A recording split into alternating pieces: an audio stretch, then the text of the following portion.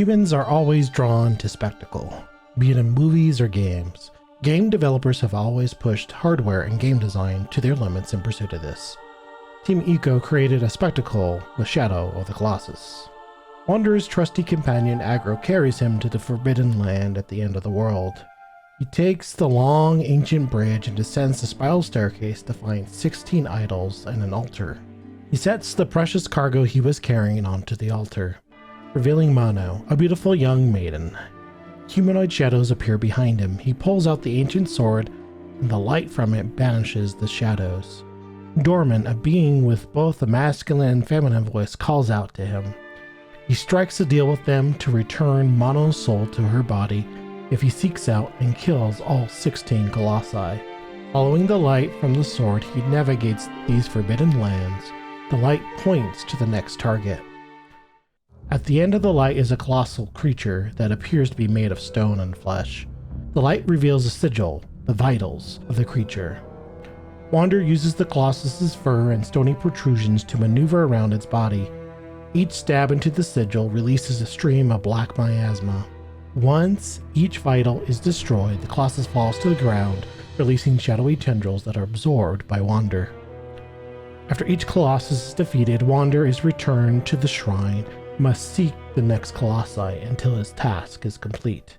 As you play as Wander, there are many things to explore around the Forbidden Lands.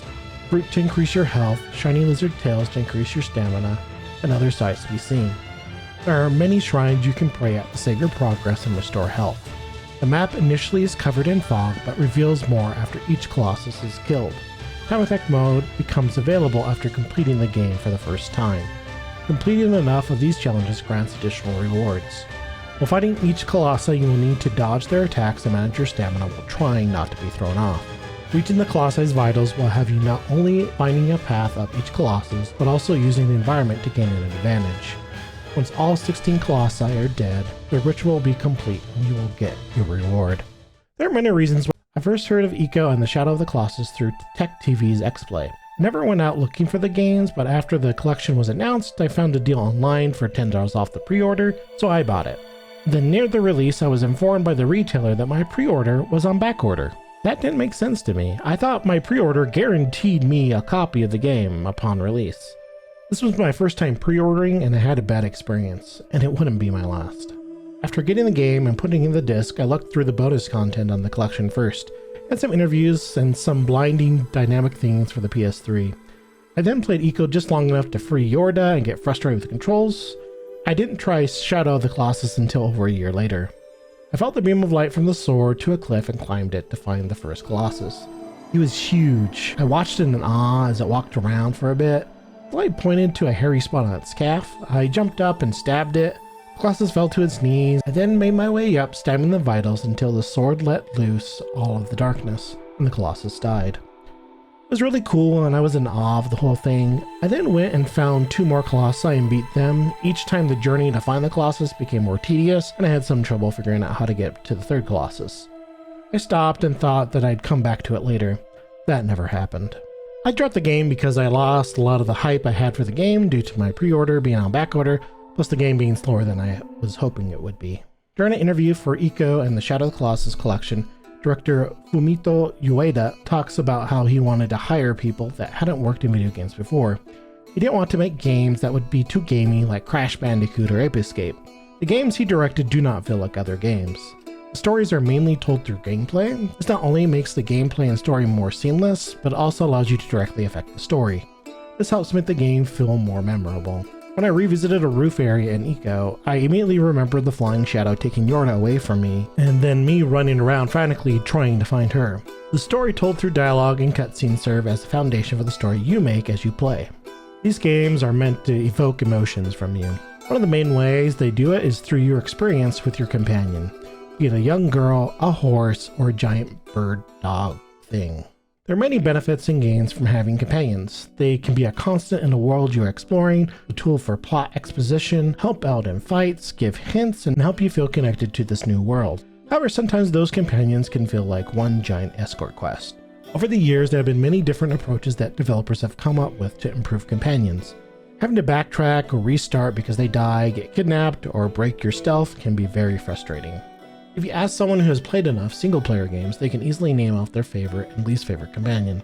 Free from Skyward Sword, Ashley from Resident Evil 4, Alex from Half-Life 2, and Elizabeth from BioShock Infinite, to name a few. So what makes a good companion good and a bad companion bad? A bad companion is easy to point out. They get in the way, they are annoying, their advice is unhelpful or repetitive, they're boring, they're constantly getting themselves into trouble, and many more faults. So a good one would be the opposite, right? They stay out of the way, are lovable, give good advice, and are interesting and take care of themselves. But if they don't need you, then wouldn't that make them boring? For the relationship to work, there needs to be something that you need from each other.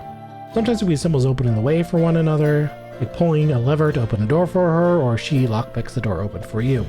Different developers have different approaches to companions. Naughty Dog has them not be detectable by enemies until combat has started, and they can't take damage. This does break immersion when they clearly move in front of something that should have seen them or act as a bullet sponge. Your introduction to Fee is hearing her voice during a nightmare. She stands out from the other characters because of her animated text box, and you're able to hear her voice. Later you follow her to the Master Sword. Then she's with you for the rest of the game, giving you advice and letting you know when your Wiimote's batteries are low. Fee's premise is really good. It makes sense for her to be with you, and her vast amount of knowledge would be helpful. But just like the over 1 hour long tutorial section, Fee's constant tutorial can be annoying. I do enjoy the personality she brings later in the story, but understand why people dislike her. Rescuing Ashley Graham is your mission objective. She's the president's daughter and has been kidnapped by a dangerous cult. You make your way through several chapters of the game until you finally find her. You are then immediately in a chase scene running with her. She can be damaged and become incapacitated and cannot move until you revive her. She can be taken away by the enemies, and if she gets too far away, you lose. Your only real control of her is how closely she follows you. In some location, you can have her hide where enemies cannot find her. You can help Ashley get into areas you can't reach, and she can unlock the way for you. There's nothing obviously special about Ashley other than she is the daughter of the president. Alex Vance rescues you after you were ambushed by the Combine. She leads you to the lab and tests out the new teleporter for you. You, however, have to make your own way to the lab due to a teleporter malfunction. Later on, she joins you in trying to rescue her father. She fights, unlocks doors, and communicates with you over the intercom. She pretty much just progresses the story by providing dialogue since Gordon is silent. Your goal is to get the girl and bring her back to New York. Elizabeth is in the statue that's in the middle of the city. After making your way through the city, the statue is closed off and you have to break in. There are warnings as you enter about Elizabeth. There is even an increasing quarantine the closer you get. You watch her from a one-way mirror as she pulls apart reality to a different time in Paris. You fall into her library and she threatens you with a quantum mechanics book. You convince her to follow you with the promise to bring her to Paris, which you only know is her dream because you watched her. Elizabeth lockpicks the way forward and gives you items you might need. Why is Fee and Ashley generally hated? Why are Alex and Elizabeth generally liked? The roles they fill are all similar. They all act as gatekeepers to progress the story. Ashley, Alex, and Elizabeth all unlock doors but can only do it after the required combat is finished. They all are important to the plot and play a main role in it. The key difference is likability. Fee is basically a robot and has little emotion, which isn't appealing to most people. Ashley keeps saying she wants to be your partner, but is constantly in trouble and is unable to do anything without you. Alex has witty dialogue and feels like an actual person. Elizabeth is like a child learning about the world. Being around her and hearing her views on the world that she is seeing for the first time is just fascinating. Team Eco makes the companion a central part of the gameplay. You're with Yorda and Agro through most of each game. Without them, there'd be no way forward. Your experiences with them form a close relationship with each companion that you feel real empathy towards them. You worry for their safety and not just the in-game consequences should something happen to them.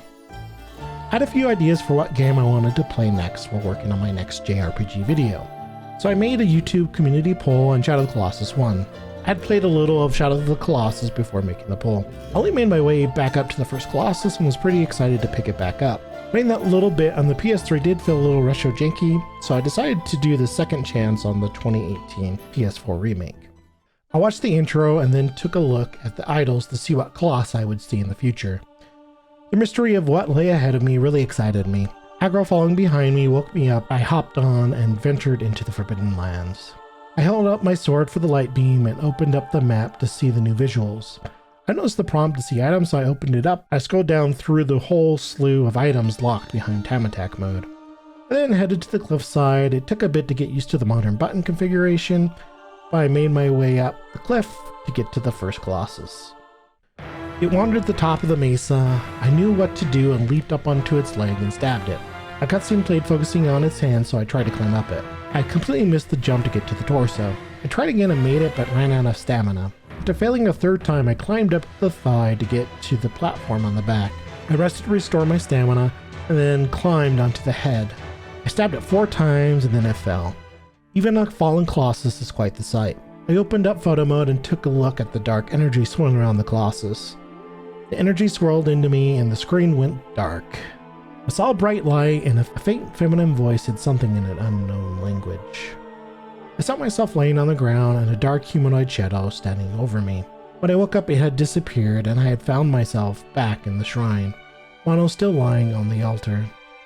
I checked her to see if anything had changed. The earth began to shake, and bright light bursted through new cracks in the first idol. It crumbled to the ground. Dorman told me of the next Colossus. Even the shrine Dorman showed me an altar that I could pray at for a checkpoint and refill my health. The PS2 and PS3 version, this is how you save your game. I followed the first light across the land bridge and followed the camera's prompt to head down a slope. Down at the bottom, I began to realize how small I really was. I followed the light to an ancient brick wall. As I drew closer, the ground began to shake and the wall gave way to the next Colossus.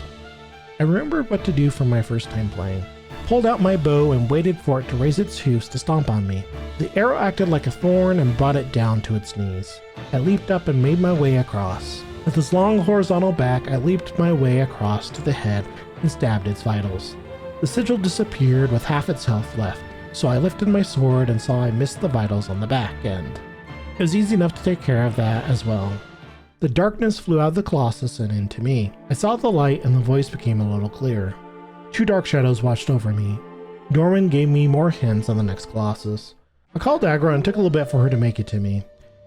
It's at this point I began to wonder, did Agra bring me here? Because there's no way she made it up the cliff before. When did she wait for me by my side to wake up?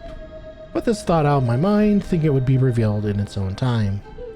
I also noticed my stamina circle had a little protrusion indicating my max stamina had increased. No need to worry about the shadow and my new strength. On my way, I tried to shoot down one of the hawks that flew by me. My skill with the bow was no match for the hawk. I shot down some lizards because I thought they'd do something for me, but nothing happened, so I continued on to the rise platform in the lake. Roommate had added some plant growth to grab onto, so I didn't wander around the platform looking for a way up like I did my first time. Pieces of rubble rose to its feet. I baited out on an attack with its long pillar arm to climb up it. Unable to make it further the arm, I tried jumping to the torso, but got the thigh. I tried to climb further, but I glitched down and couldn't grab onto anything. I was on the ankle, so I tried to climb back up, but had no handholds. Dorman told me to break the armor, so I got back up on the arm. My arrows didn't dent the stone armor. I tried shooting the Colossus in the head, and when I dodged an attack, the arm hit the stone platform, causing the armor to break. I was accidentally standing in the right spot. With the path open, it was simple to climb up the Colossus and destroy the vitals on the head and the belly. With the Colossus dead, I was consumed by darkness and heard the sweet voice just a little clearer. Now 3 shadows watched over me. With 3 idols destroyed, Dorman gives me more guidance. I spotted a few lizards on the way to the next Colossus and collected them, hoping that if I collected enough, something would happen. The long dark canyon opened up into a clearing with a subterranean structure. I fought with Agra's control to get her down to the narrow passage below. The Colossus rose onto its pointed feet with a roar. I saw the 2 braids and immediately thought I needed to climb them. I ran back and hid inside the closest entrance to the structure, hoping for it to peek down so I could grab the braids. As I watched the Colossus approach, I was worried if my game was okay because the tail was flickering. I didn't look into the entrance, instead it began to stomp on the structure, so I wandered further in and found a crossroads. I turned left and exited to see the Colossus looking down. The braids were within reach. I ran and jumped, and the Colossus just lifted its head, so I missed. I ran past Agra. Oh, did I need to jump off her to get on the braids? I baited the Colossus to tackle the same entrance and tried again, but Agra got stuck. I then baited it to the entrance I was leaving at. When I made it out the other side, the Colossus was acting strange, So I watched it and saw that the tail had climbing holds. Then it crouched down and looked into the hole. I ran and grabbed onto the no longer flickering tail and climbed up and destroyed the vitals. With more shadows absorbed, another shadow watched over me. I tried to follow the light, but it went over a vast river. I looked at the map, but there was no obvious way across. The path to the south seemed to be blocked off. I went to the north and hoped there would be a path that led back south. At one of the altars I saw a lizard with a glowing tail, so I shot it and picked up its tail. My stamina increased. I realized that I only needed the shiny tail lizards. I had killed many innocent lizards. I passed through a peaceful forest and followed the cliffside to a large waterfall. I saw a path on the other side and made several attempts to make it across. After falling a few times, I made it across to find a collapsed path with the shiny spot. I then went back and went further north. This seemed way too out of the way. I explored some more and got stuck in some rubble. After half an hour, I looked at the map again and decided to check out the tiny strip of land north of the fourth Colossus. That was it. I found the way forward. I followed the path to a large lake that had filled an ancient structure. I dove under the water and climbed up a tower. At the top of the tower, the large sound of flapping wings led me to see the Colossus. I rested upon its perch. I jumped down into the lake and made my way to some of the exposed ruins. I explored to see if there was any possible way to get on top of them, so I could leap onto the Colossus if it passed by. I couldn't find a way up, so I shot at the Colossus to see how it would attack me. It got really close to the water surface, so I waited for it on some platforms and jumped on. Dorman gave me their always helpful hints after I was already aboard the Colossus. I first went for the vitals on the tail. The vitals on both the wings took some time, but the Colossus crashed down into the water. The view, the sounds, the music all hit just right, and this ended up being my favorite fight. I learned later when I did the time attack on this boss, I was really lucky to not have fallen. I would have had a much worse time if that had happened. Another Colossus destroyed, another shadow absorbed. On my way to the temple that Dorman told me about, I found a tree full of fruit. I shot them down and each one increased my health. I passed through some more woods and climbed down a cliff to find another fruit tree. While shooting down the fruit, I noticed there were some beams of light coming from somewhere near the defeated Colossi. Yeah, I'm doing the right thing, nothing to worry about.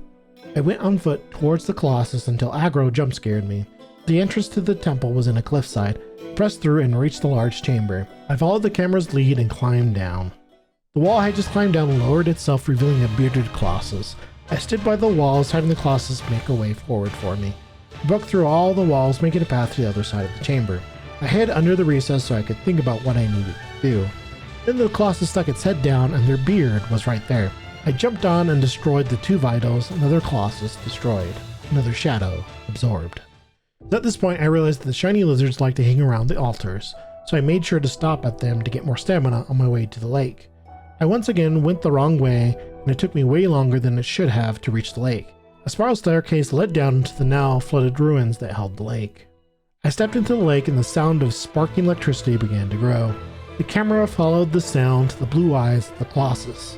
It had long whiskers and a long, slender body, and three large electric spines along its back. I knew from the fifth Colossus fight that my dive would not take me down far enough to reach the Colossus. Its eyes turned red as it saw me and began to rise.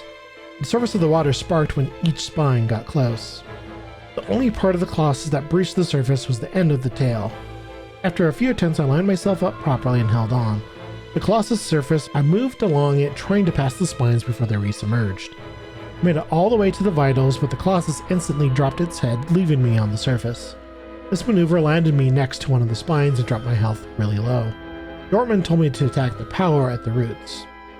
Finally, I saw the red glowing spot at the base of the spine.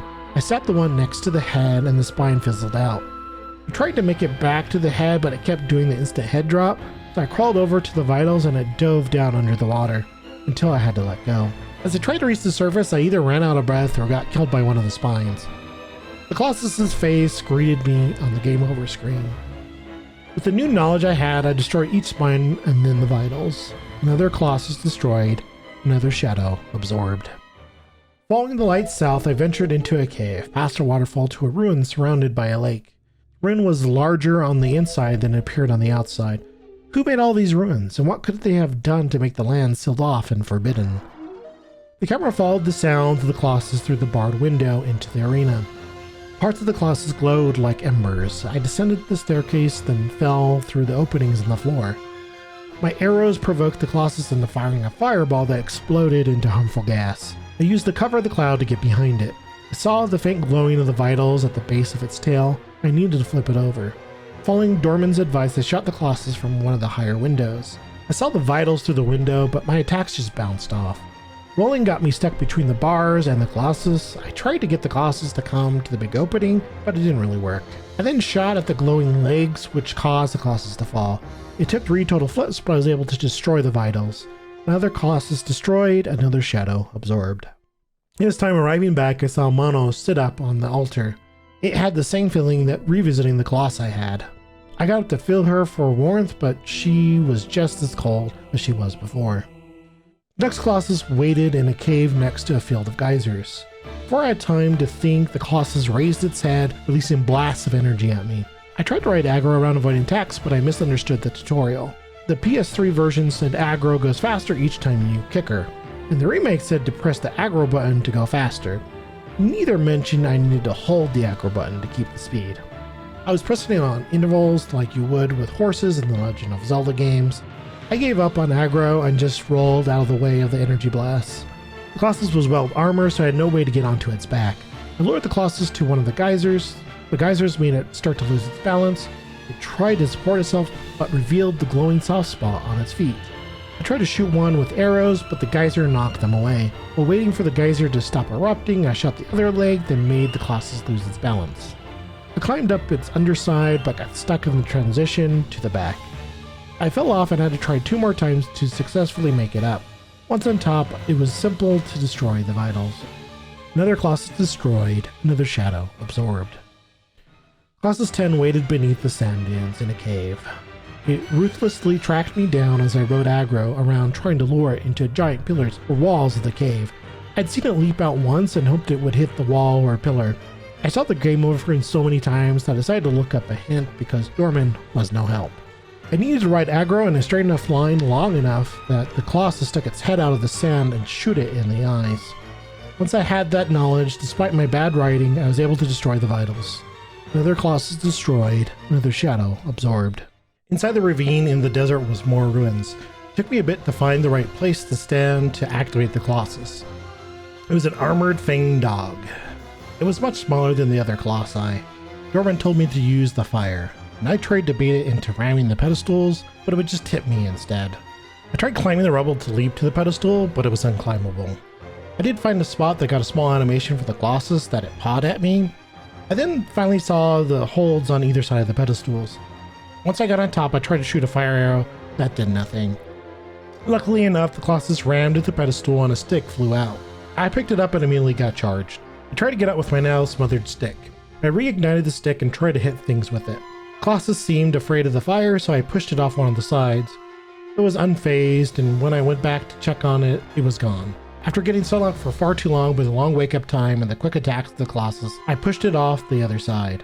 With that, the Colossus lost some of its armor. I jumped on top of it and destroyed its vitals. Another Colossus destroyed, another shadow absorbed.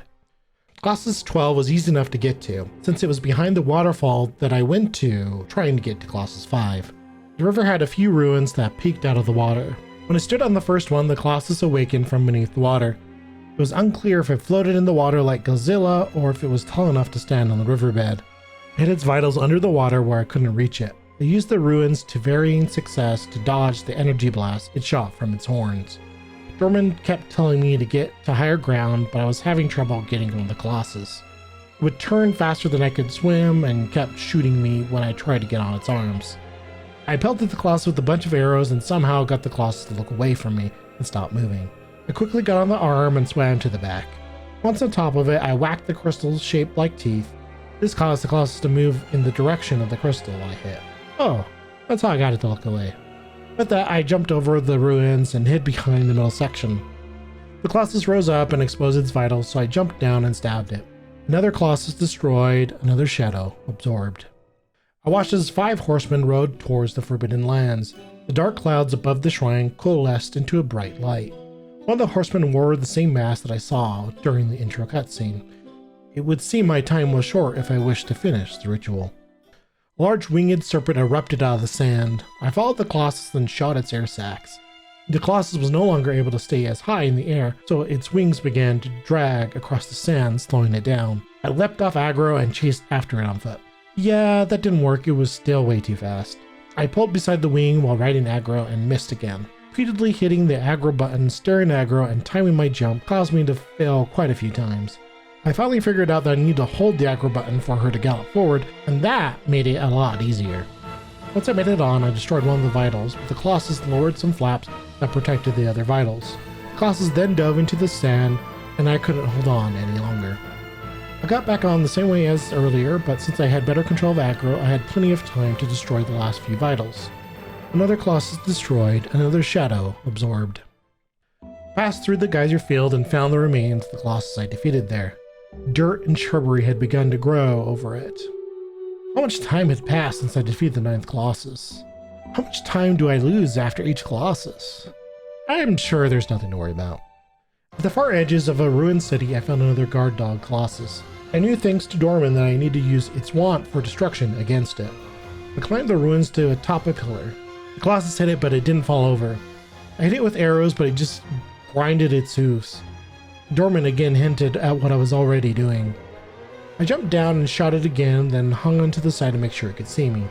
It worked this time. I continued to provoke the Colossus into creating new platforms all the way back to the entrance of the city. Once at the entrance, it knocked down a platform onto itself, destroying its armor. It was simple enough to jump on top and destroy the vitals. Another Colossus destroyed, another shadow absorbed. I entered the large arena for the Colossus and saw the pathways along the sides. I wondered if I needed those. I approached the end of the arena as the sword-wielding Colossus pulled itself up. There was no way to get up the Colossus from the ground, so I tried to have it destroy the giant pillars to lower it down to someplace I could jump onto it. But it became pretty obvious it was stuck in this arena. I then tried to bait out attacks so that it would bring down its sword on the big bridge above. I thought the rubble would hit on the head, but it wouldn't do the overhead attack there. Dorman kept telling me to go higher, which I was already trying to do. I fumbled around trying to figure it out. I gave up and looked up a hint. I needed the Colossus to stomp on one of the non-obvious platforms that would tilt up with its weight on it. I used the Colossus to cause more destruction, opening the way to the top. Then I needed it to destroy the bridges so it would get close enough to me so I could get on its head. Next I made it drop its sword so I could get to the vital in its hand. Another Colossus destroyed, another shadow absorbed.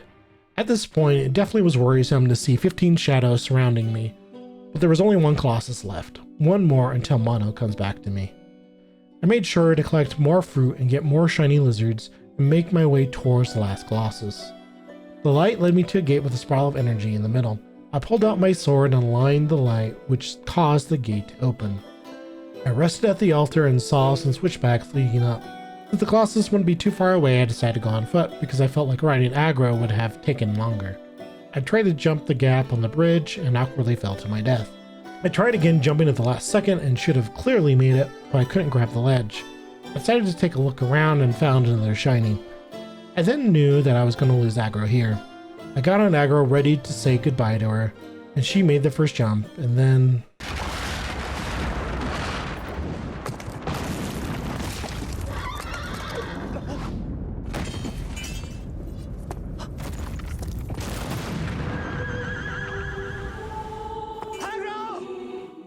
The rain began to fall in memory of my dear companion.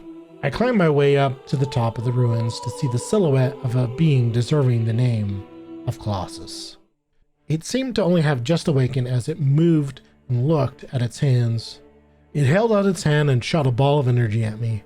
I tried to use the barrier, but the distance was too great between them and I got stun-locked by the energy blast. I found an opening in the floor that led into the ruins and out of sight of the Colossus.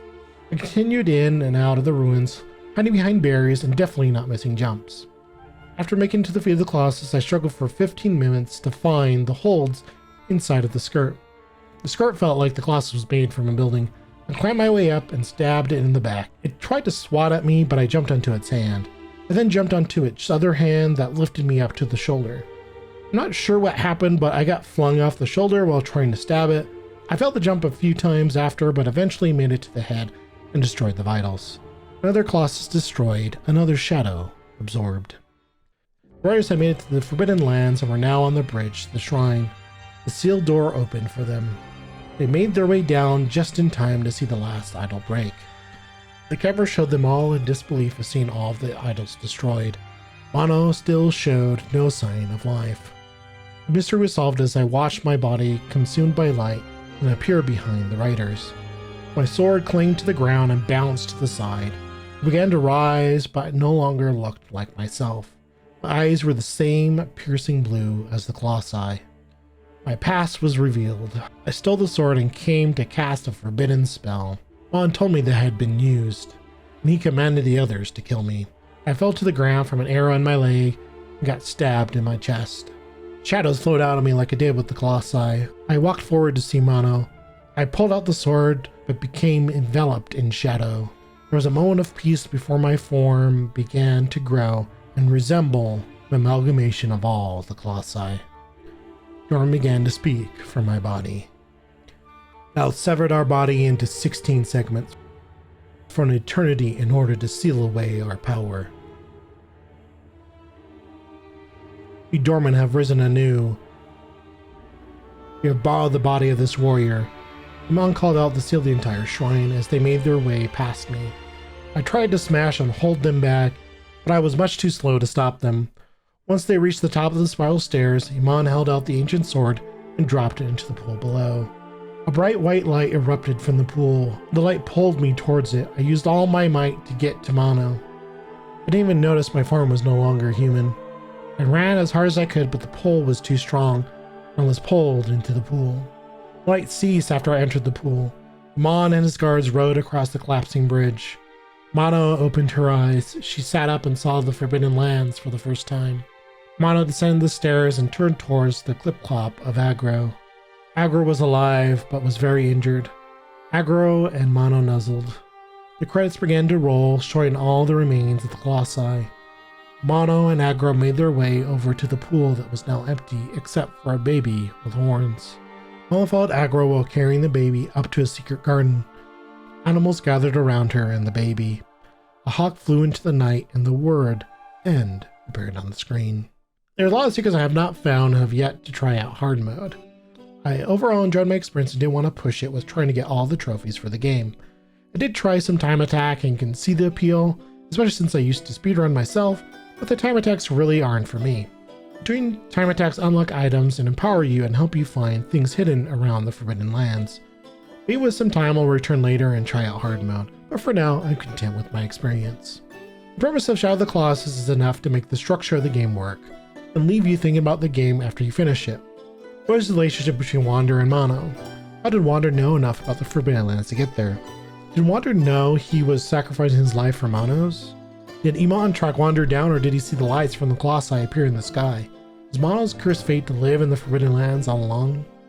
Even though the controls felt unwieldy at times, this worked in favor to reinforce the game's fantasy. There was times I felt I fell for no reason or got stuck on some weird geometry on the Colossi.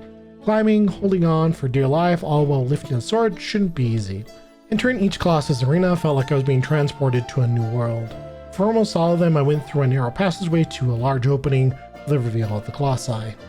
None of the Colossi felt human to me, even the more humanoid-shaped ones. They felt more like beasts, yet there was a general sadness I felt as each one died. It was as if I was destroying an important part of nature. This feeling was reinforced by finding the corpse of the 9th Colossi overgrown. I had passed the bridge over the 2nd Colossi before that, but didn't notice it down on the beach below. Before that, I had just assumed the bodies turned to dust like monsters usually do in games. There's one thing that all Colossi share that does feel human, and that's their eyes. Their unblinking eyes have this penetrating stare that I got to see up close upon death. They all have the same serene blue eyes that turn bright red with anger. At first, this anger seemed to be more animal instinct, but all doubt melted away with the deadly aim of the energy balls knocking me down countless times. Their shared display of emotion and eyes hinted at their true nature being parts of a single being. You only ever have one first playthrough of a game. This can either be a curse or a blessing. You may wish you could get a redo and forget everything to rediscover the secrets of the solar system, or maybe you can now apply everything you learned and play the game how it was meant to be played. So where would Shadow of the Colossus fall?